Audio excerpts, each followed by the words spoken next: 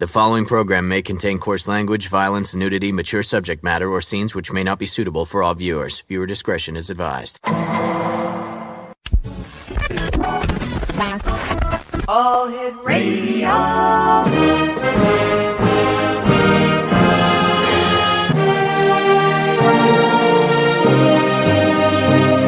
Welcome to the X Zone, a place where fact is fiction and fiction is reality. Now, here's your host, Rob McConnell. And welcome back to hour number 4 of tonight's show. My name is Rob McConnell, coming to you from our broadcast center and studios in St. Catharines, Ontario, Canada. You can always send an email, xzone@xzoneradiotv.com, on MSN Messenger, as well as, Facebook, and all the other social media networks, X Zone Radio TV. And of course, we're coming to you around the world on the Talkstar Radio Network, Mutual Broadcast Network, and you're watching us on Simul TV channel 54, which is the X Zone TV channel. And to find out how you can subscribe to the X Zone as well as to Simul TV, visit www.simultv.com. Exonation, my guest this hour is Gloria Prema, and we've had the pleasure of having this young lady on the show before. And Gloria, welcome to the X Zone. How are you doing tonight? Good morning, Rob. Thank you for having me again. Oh, great talking to you. You're in the United Kingdom, right? Yes. Whereabouts? In Scotland, Perthshire in Scotland, right in the middle. Wow, it's pretty early over there, isn't it? What's it about? It's 6 a.m. Wow. Well, thank you for getting up so early. It's a pleasure. So how have you been since you and I last talked? Yeah, I've been well. Thank you. Just working away on the book. Since we last spoke, I've given the book a new subtitle. It's otherwise the book's exactly the same, but it has a new subtitle: Juicy Science Meets Spirituality Without Religion. I love it. I love it. For our viewers and listeners who haven't had the pleasure of hearing or seeing Be physics to describe it, what was happening, because it was so real, it was so obvious, not just for me, but for other people. So that set me off in the spiritual path. And then, as I explained in the book, 17 years later, I was able to put science and spiritual, or what we call spiritual phenomena, together. And I investigated many different fields of spiritual phenomena during that time, as I discuss in the book, things like near-death experiences, telepathy, things like that. So it's all in the book. So I've managed to include a lot of things in there, which I hope can appeal to people and help them to understand their spiritual nature better. Is it fair to say that science and spirituality are basically on the same track? Not yet. They've been far apart for a very long time, not speaking to each other. Tendency for science to dismiss spiritual phenomena, but there's more and more evidence coming out now that points to this other reality. And quantum physics, it was quantum physics really back in the day that helped me to put together a lot of my theory, because, as you know, quantum physics talks about at least 11 other dimensions. Right. And so I'm able to explain these dimensions with my theory as being simply faster speeds of light, harmonic speeds of light. And I describe what I mean by harmonic, because, they used to say that, you can't go faster than light, but yes, you can. And in fact, experiments have already proven that. So what is the main evidence for saying it's all light? Well, one of the things I discussed very early in the theory is that, in quantum physics, they say that they've discovered that every particle is just spinning energy, or constant energy, and they don't know what that energy is, and they don't know where it comes from, and they just call it energy. But what energy? Well, I'm saying it's light, and the argument for that is because light is the only energy that's in constant motion or perpetual motion. And so this is why I'm saying it's all light, because it is constant, it is perpetual, it's just there all the time. So that's the main reason why I'm saying it's light. Right. So if everything is made out of light via sound, as you say, how does it create actual physical matter? Well, this is done through really the central theme of the book, which is the morphic resonance fields. I discuss these at length, and I give evidence, photographic evidence. There's a whole field of study called cymatics, and this goes right back to the late 1700s, where they discovered that if you can create patterns and shapes using sound, the frequencies of sound, on a plate, scatter sand or something, attach a frequency generator to the plate. And as you change the frequency of the sound, the pattern changes immediately, beautiful geometric patterns. Right, yeah. That was the beginnings. And it was furthered in the 1950s by Dr. Hans Jenny. And he was able to create three-dimensional forms and shapes from not just sand or powder, but from liquids and other materials. So those were the principles of sound creating form or shape. And I'm saying that principle is creating matter out of light waves. The light waves that we've been constantly traveling, constantly spinning along, and they're vortexial, they're spiraling. When they encounter a morphic template field, which is in existence, the fields are all part of the overall sound of the universe, the harmony, which in the book I call Om, right, because it's an ancient sound found throughout many cultures. So when the light wave travels along and encounters a morphic resonance field, it takes its place in the pattern that's existent in that field. And it does this by spinning in on itself, because when it constantly moves, it can't do anything but constantly move. When it encounters a field, it can't go forward, but it spins in on itself, thereby creating the little subatomic particle. And that's how matter is made out of light. Is there any other evidence for the morphic resonance fields? There is. In the 1950s, an electrical engineer by the name of Harold Saxton Burr was experimenting with seeds and seedlings, eggs, things like that. And he discovered a type of electrical field around the seed or around the egg. And the field was the same shape as the adult plant or the adult animal. And the seed or the seedling grew into the shape that was of the field, existent field. So that's the field was a morphic resonance template. And then in the 1960s, Alfred Vogel, his name, he was working with IBM at the time with liquid crystals. And he also found a type of electrical field around the liquid crystal, which the liquid eventually solidified into the shape of this existent field. So those are some examples throughout history. Fascinating stuff. And you and I have to take a break, young lady. Please stand by. And Exo Nation, what is your website so our listeners can go and visit after the show here? Yeah, it's alllight.co.uk. It's alllight.co.uk. .co.uk. Gloria, we'll be back after this very short break. Don't go away. And Exo Nation, if you'd like to send me an email, exone@exoneradiotv.com. On all social media sites, Exone Radio TV. And of course, if you'd like information on how to subscribe to Simul TV so you can watch us on the Exone TV channel and the other great programming we have there for you, 7/24, 365, go to www.simultv.com. I'm Rob McConnell. Welcome back, everyone. Gloria Prema is my guest. Her website is itsalllight.co.uk. Gloria, are there more and more members of the scientific community who are taking a look at science and bringing spirituality into it like you are? Yes, it's happening a lot now. There's a lot of different scientists who are looking at the more spiritual side of things, and I would say physicists in particular. Mm-hmm. Because of quantum physics. You were mentioning before that it's all light can be applied to parts of spirituality and even the paranormal. And I believe you said near-death experiences. Am I correct there? Yes, yes, How would that apply? Can you give us examples? yes.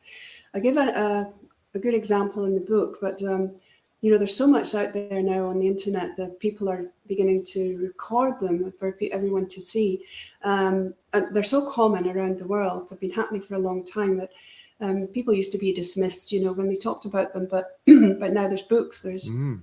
people on YouTube all over the place talking about their experience. And a famous one is Dr. Eben Alexander. I don't know if you've come across him. He was a neurosurgeon who, you know, used to dismiss such notions as near-death experiences, and then he had his own. It's a very well documented case, and he shouldn't have survived, but he did, and he had this wonderful experience where he went to this other realm, and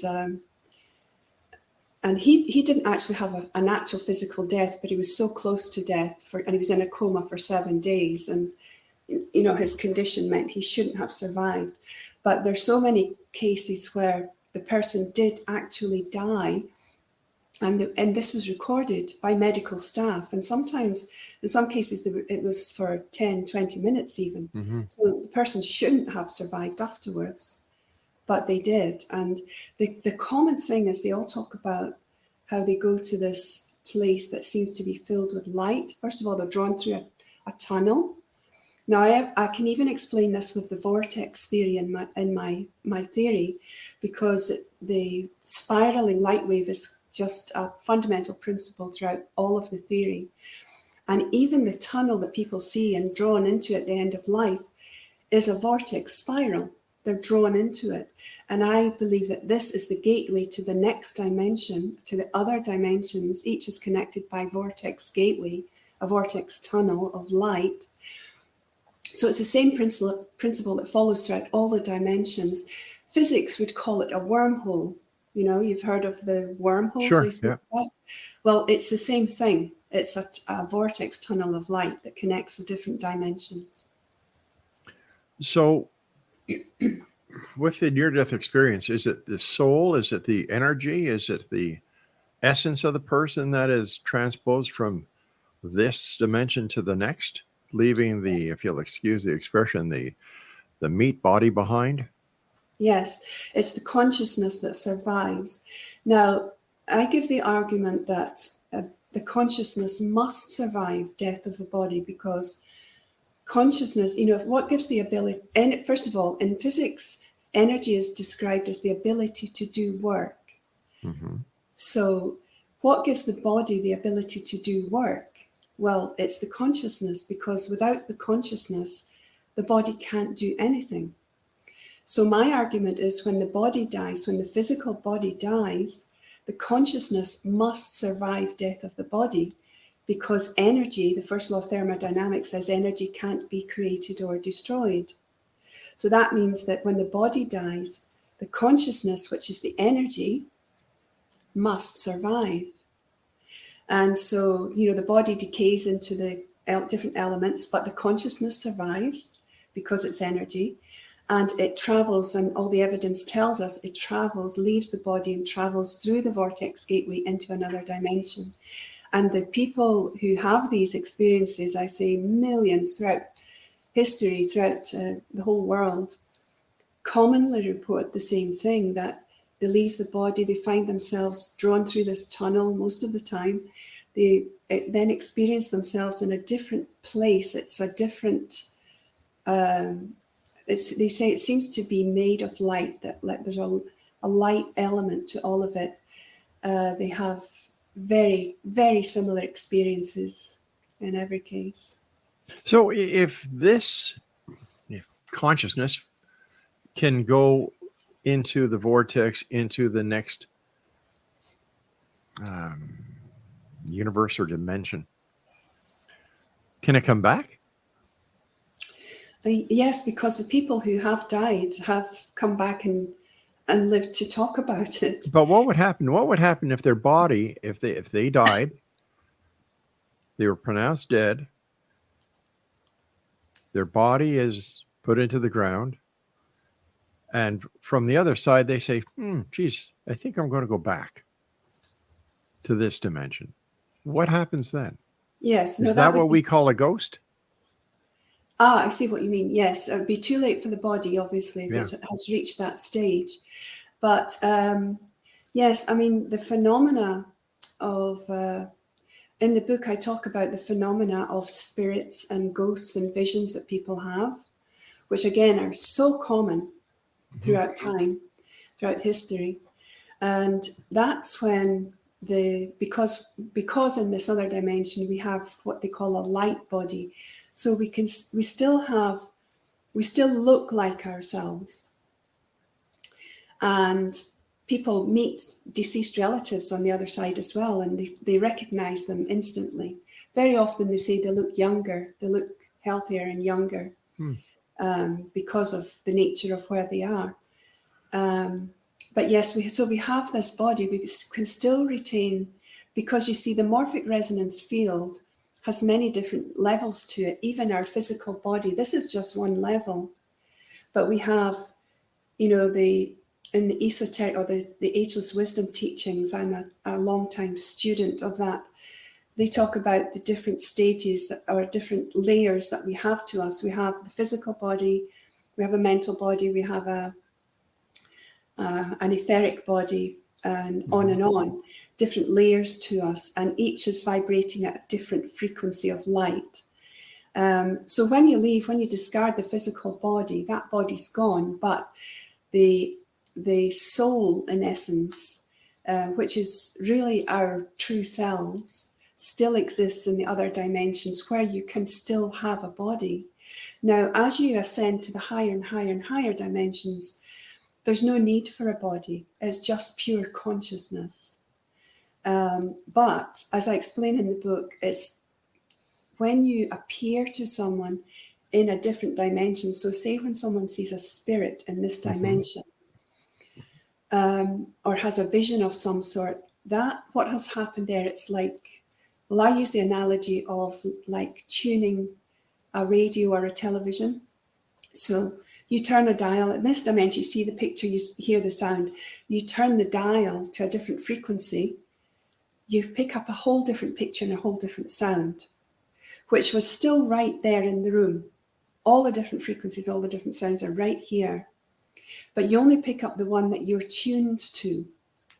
So this is how I explain how a spirit on the other side could adjust their frequency to appear in this dimension, or someone in this dimension can have an experience where their frequency has temporarily retuned and they pick up another station or another reality, and that's when they tend to see something or hear something.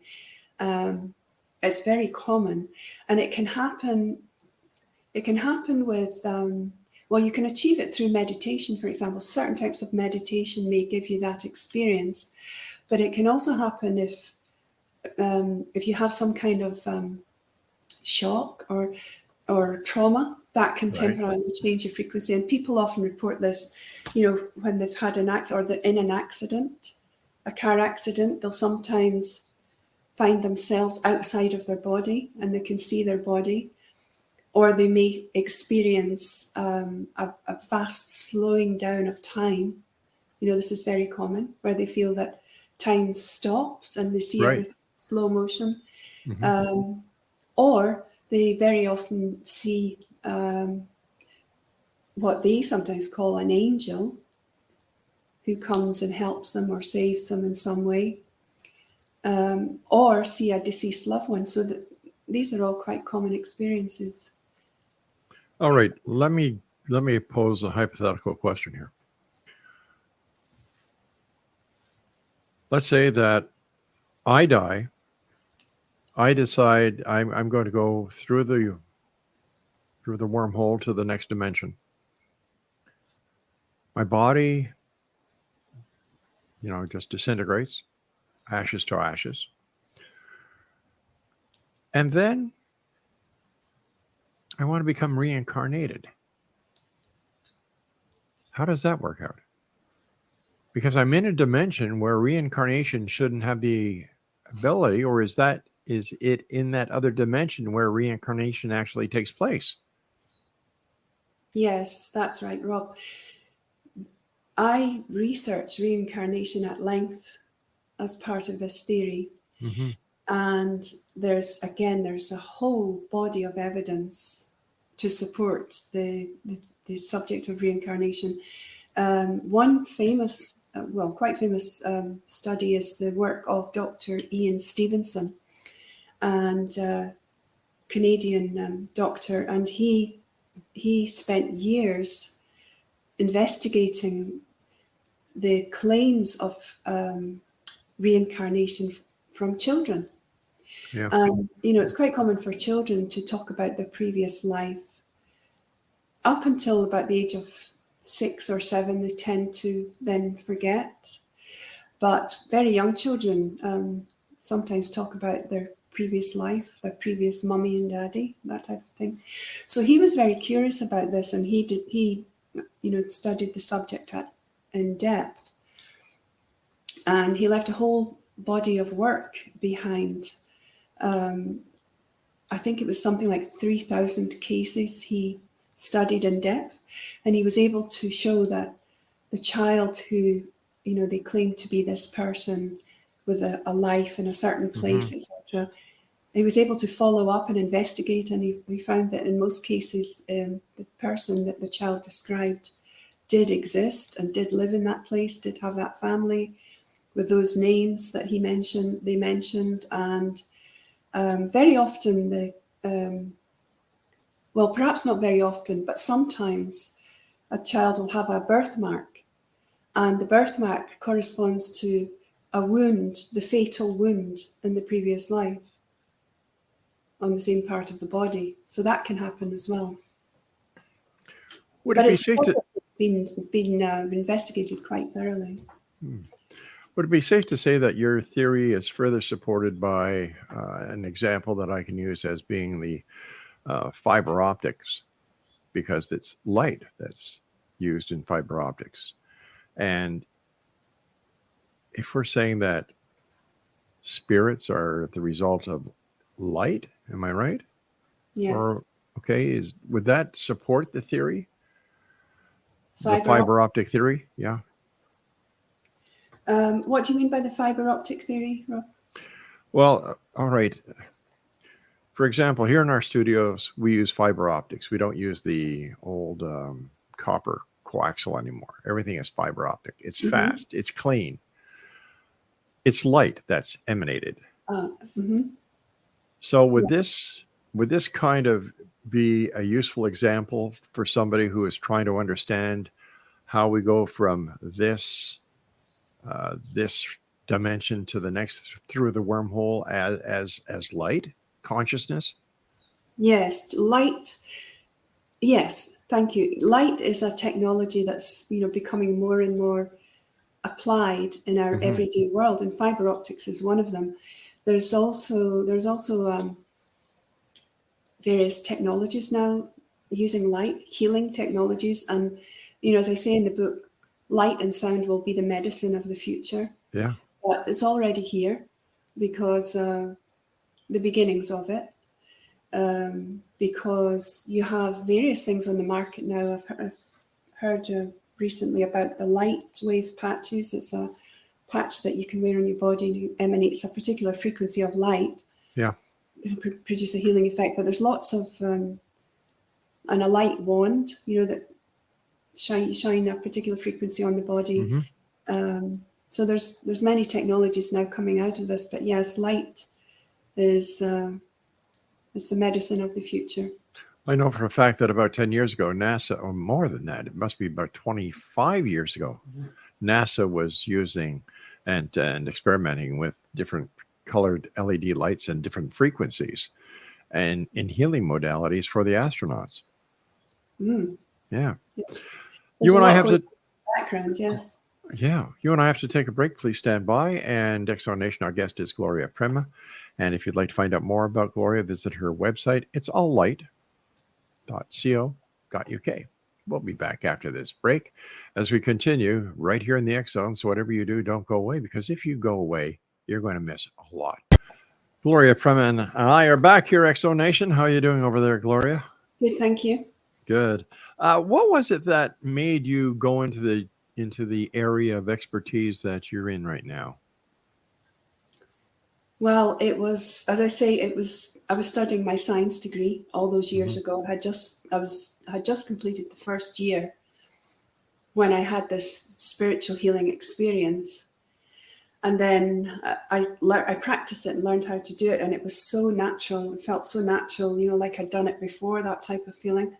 And I was seeing results, like real physical, tangible results, which to me is first-class evidence. That's right. Yeah, so I decided to pursue that, look into it, and discover, as I say, the physics of how that can happen. And it was light that I was working with, actually, because in spiritual healing, you're accessing light. You call in light. There's a technique you go through to call in the light, the purity of the light, to be a good channel for the light to go where it's needed.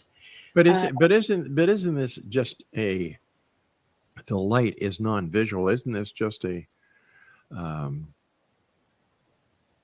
ritualistic light that you don't see the light? Some people like yourself can actually feel the energy that's there, but they don't see the light.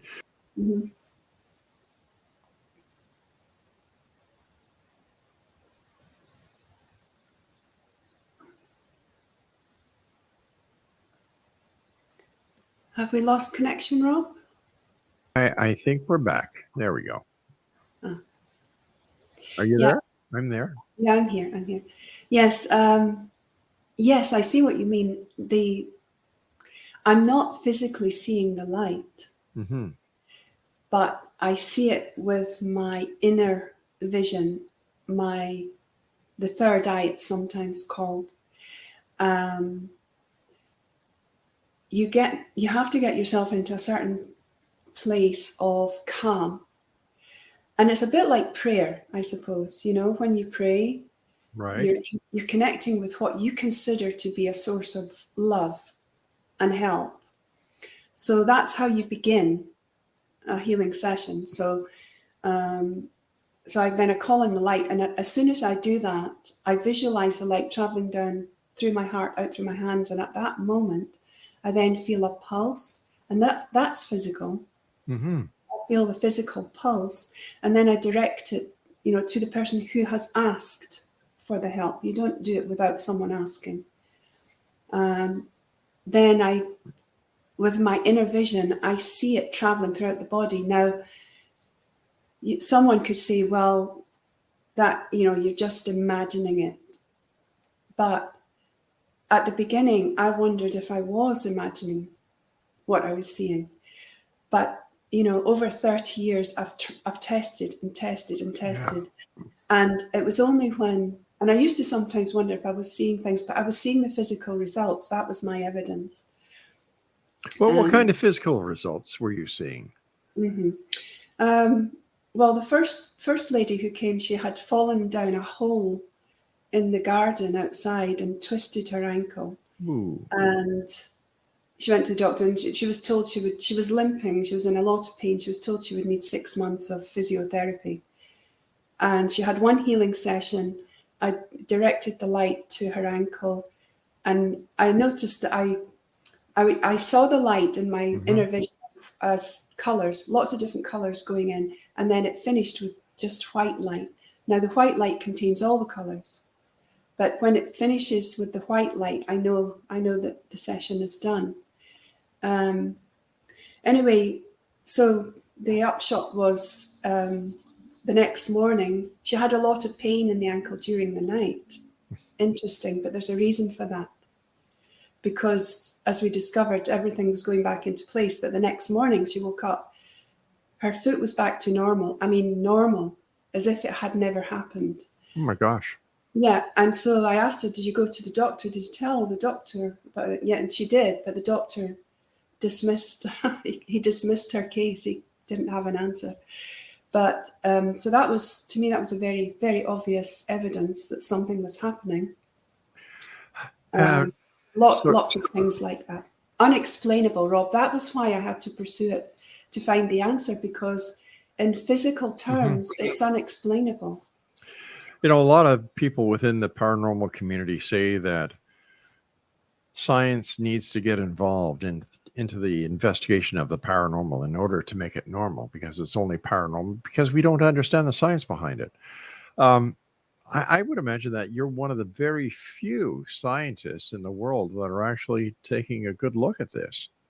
How does that make you feel? Yeah, I mean, I think there probably are a lot of people who are looking into this, but perhaps we don't hear about them. Well, not in the media. The media doesn't cover things like this, but there probably are a lot of people looking into it. I know there are a lot of healers around, a lot of people who are doing different types of healing, different methods of healing, but in essence, they're pulling in energy from other dimensions to do it. And it sometimes has different names. I mean, I trained with the National Federation of Spiritual Healers in the UK, which is a very long established organisation going back to 1954, started by Harry Edwards. So it's a very long organisation in the UK, but over the years, people have called it different names like quantum healing, and you know, Reiki is a type of healing, kind of similar, perhaps not exactly the same, but there's lots of different methods of healing. You said they pull in the energy from another dimension, so the energy is able to be accessible through the wormhole or the spiral. Yeah. Yes, with our consciousness, Rob, we can access the other dimensions, as I said, through meditation, through attuning. Right. You can have your own practice of how you achieve that attuning, but that's what you're doing. You're tuning to a different frequency of light and perhaps a different speed of light, in one of the other harmonic dimensions. And with practice and with inner training and focus, you can achieve other connection with higher and higher dimensions of light. And can I just say, Rob, the physics reason why the healing happens is because, as I explain in the book, as you go to the higher and higher, or really faster and faster speeds of light, there's more healing, there's more purity because of coherence. And I talk about coherence in the book. Coherent light waves are light waves, if you imagine them 2D light waves on a graph, they can be all jumping all over the place and chaotic. But when you get into a state of inner calmness and connecting with a source of love, whatever that may be for you, those light waves become coherent. And that's been demonstrated. And I talk about some of these demonstrations in the book. And the light waves become coherent, they nest, they embed, and that coherence is very, very powerful. And you can access a purer healing effect from coherence. And I give many examples in the book. Can you give us one example? Well, the physicist Dan Winter, I came across him years ago, and he did a real-time experiment where he hooked his heart up to an electrocardiograph, and he got himself into a state of love and compassion. When he first hooked up to this electrocardiograph, the waves, it was detecting his heart waves on a 2D graph, and they were chaotic. And as he descended into this feeling of love and compassion through quiet meditation, and this was shown in real time, as he got into that state of love and compassion, the waves gradually became coherent. They nested into each other and they became coherent. Professor William Tiller, he was a physicist at Stanford University. He passed away a few months ago, but I quote his work in the book, and he gives a good example of the power of coherence. He said, if a typical light bulb, you switch on the light bulb and the photons all come out chaotically. So you never see, not coherently, in other words, so you never see the full potential of the light bulb. But he said, if those photons were to come out coherently, he said that the power of that light bulb would be 1,000 to 1,000,000 times that of the sun. Wow. So that's the power of coherent light. All right, stand by. We've got to take our final break. So I'm just trying to imagine something that much brighter than the sun. We'll be back on the other side as we wrap up. I'm sorry, dear. It's hard to imagine. It is. It's mind-boggling. Yeah. Right, Exonation, we've got to take our final break. When we come back, more of this interesting topic with our guest this hour, Gloria Prema. And if you'd like to find out more about Gloria, maybe you'd like to get a hold of her book. It's very simple. The website is itsalllight.co.uk. Ta-da! We're back. Gloria Prema is our guest. And first of all, Gloria, thanks so much for getting up so early in Scotland to join us tonight. It's always a great pleasure talking to you. And this is the first time I've been able to see you. So nice seeing you. That's right. Thank you.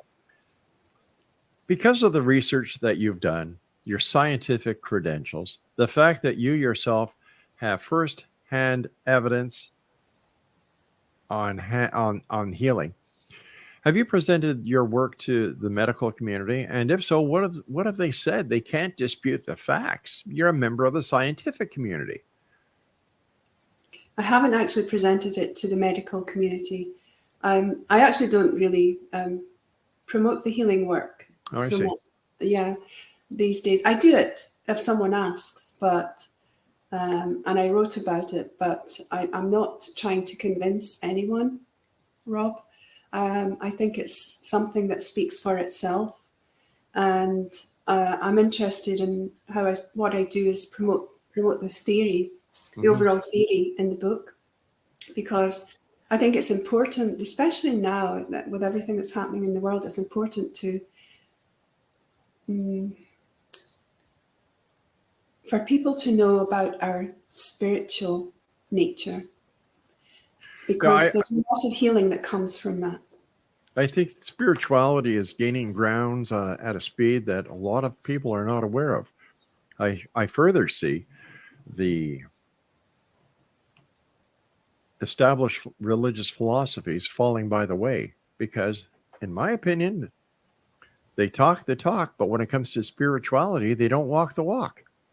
And I think that people are seeing this and they're taking it in themselves. They want to learn about it because they know there's more to this existence than what we're led to believe. How is your theory being taken by other members of the scientific community? Yeah, just touching on that point you said, Rob, I talk in the book about how our spiritual development hasn't kept pace with our technological development. Right. And it's leading to a very dangerous situation in the world. And that's why I'm interested in promoting the theory, the overall theory, which unites science and spirituality and brings them together. Because we need this for our development, for our understanding, for healing. The world's in need of great healing. So I've given talks where I've been asked to give talks, but I've not challenged the scientific community or anything like that. It's not my approach. I speak where I'm asked to speak and present my evidence. And I feel the evidence is so strong, and the proof in many cases is so strong that it speaks for itself. But if, I'm not doubting your evidence. I'm not doubting your theory.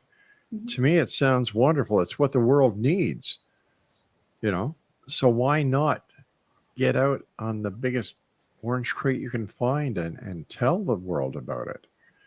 And why not? Why wouldn't you want other members of the scientific community to have the ability to use it? I'm just not sure how to approach them, actually, or where to approach them. As I say, I give talks where I'm asked to speak. Right. But I haven't actually gone out and, approached the scientific community. I was lucky enough to meet Dr. Brian O'Leary back in the 90s in Scotland. Actually, he did some talks here in Scotland in Findhorn.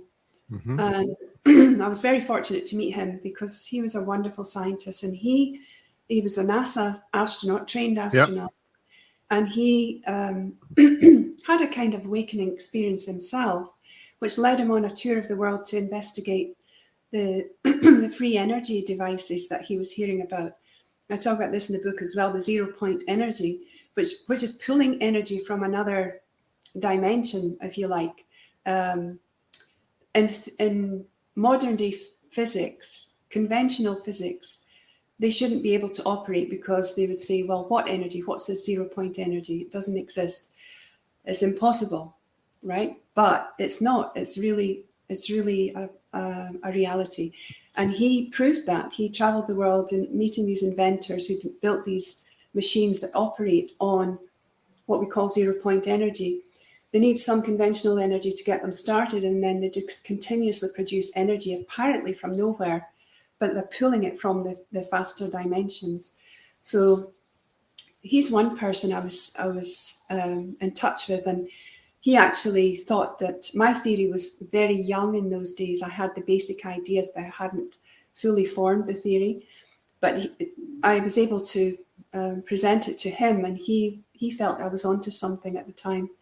I also heard from someone who informed me that she came across my book, and she contacted me, and I asked her where she heard of the book, and she heard it from a healer friend of hers, and he heard about it from Professor William Tiller, who I mentioned earlier. Fascinating. So he had read my work as well. So I have had some, support in that way, but I've not been out on the world stage to present it to science, just wherever I'm asked to speak. The time has come, my dear friend, when you and I must say so long. I want to thank you so much for taking time out of your busy day. And here you are, God. What is it now? Going on 7 o'clock or 8 o'clock in the morning? Mm-hmm. Continued success. Thank you. I hope that you get that theory book of yours into the hand that can blow it sky wide, and that you get the proper accreditation and the proper laurels that you so rightfully deserve. Until then, let our listeners know how they can find out more about you and where they can get your book. Yes, from the website, it's alllight.co.uk. And the book, and all my books actually are on Amazon at the moment and can be ordered from bookshops as well. Gloria, take care of yourself, and I look forward to the next time you and I meet back here in the X Zone. Until then, be well, my friend. Thank you, Rob. Thank you so much. Good night now, or good morning. Yes, goodbye. Bye-bye now. X Zone Nation, that's it for tonight. I'll be back tomorrow night at 10 o'clock as once again we cross the time-space continuum to this place that I call the X Zone. It's a place where people dare to believe and dare to be heard. It's a place where fact is fiction and fiction is reality. And somebody questioned that saying the other day, and I just emailed them back saying, well, just think about it. Where fact is fiction and fiction is reality. It says it all. To my senior producer here in the studios in St. Catharines, Ontario, Craig, thank you very much. International Program Director, Mac Alexander, thank you. And to my senior executive producer, my wife, my best friend, Laura Rogers, always great working with you. So put the kettle on, get the coffee ready. I'm coming home. Good night, everyone.